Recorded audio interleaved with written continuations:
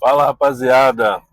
Eu vou tentar um modelo novo, que é esse no carro aqui, quando eu pego uma via expressa e sei que tem sinal, semáforo, tem que ficar parando, vou tentar fazer isso aqui.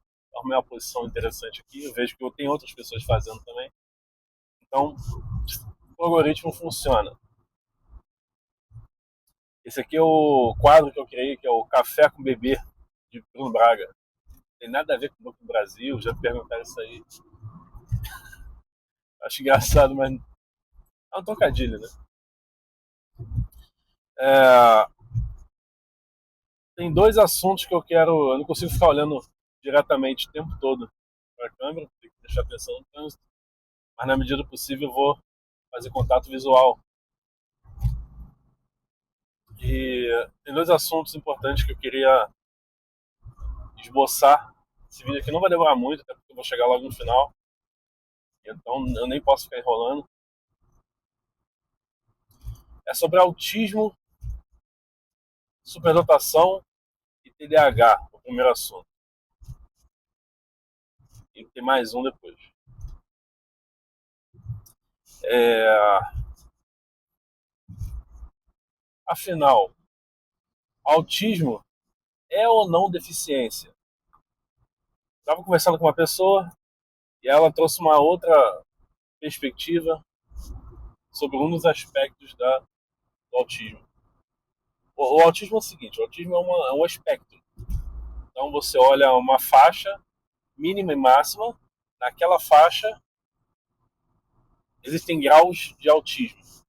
E aí tem o tipo um, tipo 2, 3, 4, 5, tipo um de suporte, tipo 2 de suporte, e vai intensificando, né? Aquele que a gente menos visualmente identifica é o de suporte tipo um. E muita gente tem. E aí o que eu vejo é muita gente se perguntando, pô, mas antigamente não tinha muito caso, virou modinha. Cara, não é que virou modinha, porque no passado não tão distante, aqui no Rio de Janeiro, criou o Instituto Nise de Oliveira, tem até o filme, quem quiser buscar, é muito interessante. Fica em Engenho Novo. E essas pessoas com dificuldade psicológica, neurológica, limitação sensorial, etc., eram vistas como doidas. Era mais fácil, é retardado, é doido, é maluco. E aí eram internados lá, aqui no Rio de Janeiro e várias outras partes do planeta inteiro. Só que hoje em dia a gente já consegue identificar, já consegue cuidar, tem ferramentas ainda que no trato psicológico para cuidar dessas pessoas. Então, o diagnóstico trouxe uma quantidade de gente enorme. Esse é o ponto um. Ponto 2 é que existem estudos, eu não vou me aprofundar nisso agora, posso falar em outro vídeo, sobre medicamentos que as mães tomam na gravidez e aquilo ali acaba passando uma condição sensorial, física, psicológica para o bebê que cresce e identifica-se que tem autismo. Isso é um ponto interessante. Mas a discussão é o quê? Eu e essa minha colega, a gente entrou num embate. Não foi uma briga de jeito nenhum, mas foi um debate, né? Se é ou não deficiência. Segundo a lei de pessoa com deficiência, 13.146, se não me engano, o ano é 2013, ah, pelo próprio nome da lei, pessoa com deficiência, o autismo é uma deficiência. Ele se enquadra nessa lei até para a pessoa e o tutor, cuidador, obter benefícios. Mas o que é deficiência? É isso que eu quero trazer. Na opinião dela, não é deficiência, porque existe o aspecto psicológico, psicanalítico da coisa. Então, é um aspecto, não é uma deficiência. Por que, na minha opinião, é sim uma deficiência? Existe um aspecto. É como se fosse. Vou fazer uma boa analogia agora. Eu que estou dirigindo, estou vendo aqui um, O sensor de temperatura ele traz um mostrador aqui, e que no meio ele é analógico, no meio está 90 graus, na esquerda está 50, no outro extremo está 130. O ideal é que fique 90, porque é a temperatura ideal para um carro para que ele não sobreaqueça e nem tenha um problema de hipoaquecimento, aquecimento baixo. Nesse caso aqui, o 90 é o ideal. Imagina uma pessoa, entre aspas, normal, está ali no 90. O espectro é entre 50 e 130, mas o normal é 90. Qualquer numeração do diagnóstico que fuja do 90 e vai para 89 ou 91 está dentro do espectro, mas isso é uma deficiência, existe um déficit, porque senão estaria em 90. Ah, o que falta é o seguinte, o que falta é uma ressignificação das pessoas em geral, da sociedade como um todo, e não trazer um peso negativo em relação à palavra deficiência. Aí sim. Por isso até que mudou o termo. Antigamente, não sei se é, a idade da galera aqui, geralmente pela análise do canal beira a minha idade, entre 25 e 34 anos, vai se lembrar do termo PNE, pessoa com necessidade especial. Não se usa mais esse termo. Se usa pessoa com deficiência. Porque não necessariamente ela tem de forma definitiva, eternamente, aquela deficiência. Pode ser transitória, pode ser temporária. E às vezes. O último assunto é o seguinte, sobre o sal. Estava também conversando com outro colega e ela falou que estava muito cansada ao longo do dia.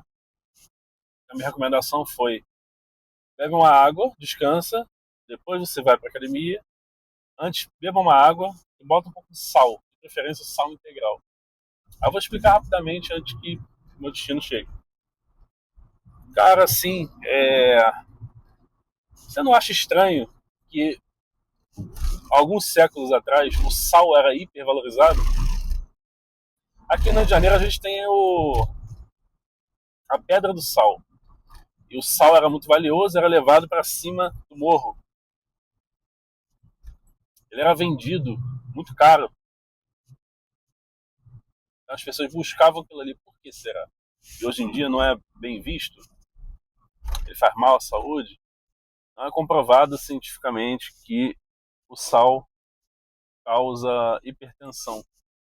Tá? Você pode pesquisar isso aí. Duvido do que eu estou falando. Sempre pesquisa. E é um adicional. E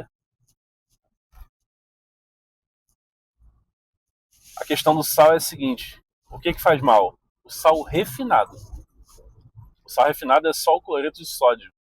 Agora, o sal integral, quando ele não está refinado, ele sai da praia, faz o processo de salinização e aí vira o sal, aquele sal grosso, né? Existe sal do Himalaia, tem a discussão de que aquilo ali é uma farsa, que é só pintado, etc. Também não vou entrar nessa discussão aqui. Se quiser, eu falo em outro momento. Mas a questão é que quando ele refina, ele perde as propriedades de vitamina. Quando ele está em sal grosso ainda, é o chamado sal integral, enfim, ele tem várias vitaminas, inclusive selênio, potássio, por aí vai. Tem mais de 50 vitaminas. E aquilo ali faz bem à saúde. Por que um Gatorade de cor azul, cheio de corante, conservante, vai fazer bem, e uma água com sal não refinado não vai fazer bem? Não tem sentido, entendeu? Claro que eu estou falando aqui em 3 minutos sobre isso, eu posso discorrer mais, mas não vai dar tempo. E